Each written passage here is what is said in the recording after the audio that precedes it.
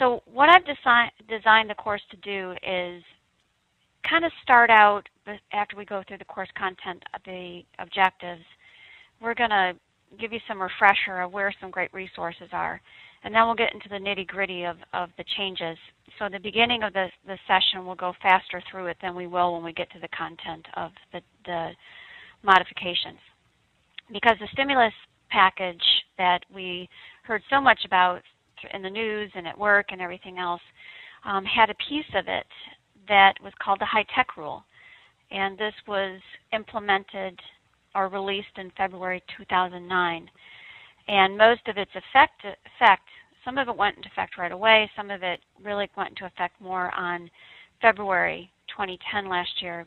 And it didn't have as much press rollout on this time like it did when HIPAA first hit, which was interesting to me because it did really change quite a bit of some dynamics, especially for your kind of institution, even more so than it impacts the sponsors. Sponsors get impacted more indirectly.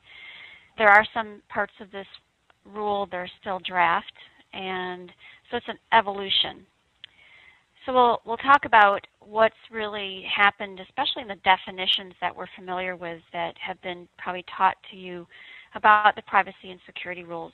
But we're going to, again, talk about covered entities, and specifically in the research area. And, you know, one thing that has been so interesting, you know, when we work in research, we think of some of the consequences of noncompliance to, say, FDA or the Office of Human Research Protection, like the Common Rule. So we really get a lot of training of GCP noncompliance consequences. Well, the privacy rule didn't have as much robust and visible enforcement going on, except for some really big high-level cases where a hospital got fined for disclosing information, but it really wasn't in the research area specifically too much.